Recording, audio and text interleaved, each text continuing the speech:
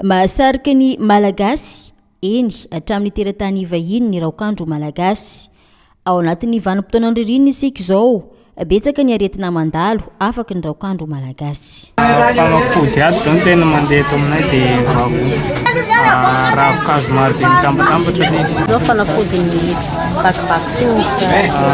Savony gasy zao ny fanafody tongotra vakivaky aminay. Fanafody mandeha eto ny tambavy ny tena ahitana vidy maro, mako produit naturel.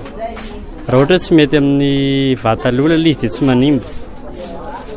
Tambavy fanafody ino aretina ino no afaka an'izany?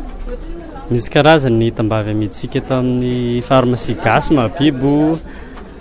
Ao ny aretim-bavony, tension, goty, cholestérol sy ny sisa, mbola maro tsy voatanisa ao. Mangatsiakitsiaka zao misy ihany koa ny vakivaky tongotra sy ny maro hafa. Inona zao ny fanafody mety mifandraika amin'izay? Raha hoe ny fanafody vakivaky tongotra angamba dia amin'ny savony mainty ilay afarana avy any Antananarivo ireny maro mpividy kokoa amin'izao ririnina izao. Raha tsy izay dia rarina voasary makirana ihany koa ny akaingana. Dia raha ankoatran'izay misy moa ny vody tongotra ny olona tsy mahazaka kosehana vato dia tsy maintsy borosy foana, dia avy kosehana borosy iny tsy maintsy hosorana rana voasary makirana na savony mainty. Ino zao ny aretina tena mpahazo ary amin'izao ririnina izao dia ny fanafody mifandraika amin'izay eto aminareo? Sery koaka nare zany mafay mamy voamora le zao ody koaka. Fanafody mandeha amin'izao fanafody ny koaka, mafay mamy voamora.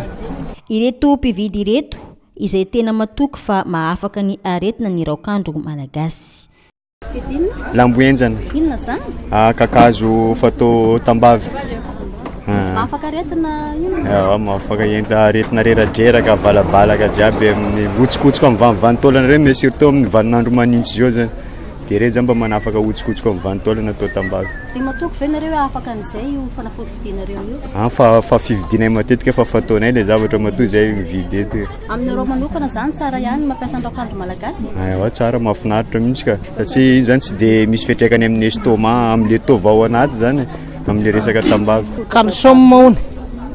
Atao calcium zany izay ny inona moa nareo zany zao? MPTV to. MPTV. Calcium zany misy miteny. Afiasinareo? Zay vita mazagay ty anka. Mazagay ty zany efa Antananarivo vivina vivety. Fa calcium zany ty zay mahatonga dia misy miteny ny olona hoe calcium mihoditra bobaba dia mividy zay dia andrahoana ilay zany moany. Siravenao fa mahafaka an'izay? Dia tsy aloha fa ampiasaina ka. Ampiasaina aloha fa mbola tsy fantatra mihitsy hoe tena mahafaka. Io fa mbo atoron'ny olona dia mbo manomboka amin'ny 300 ariary ny vidin'ny fanafody eny amin'ny mpivarotra raokandro malagasy, ka ireo ravikazo sy ny kojakoja atao amin'ny tarehy no tena be mpividy.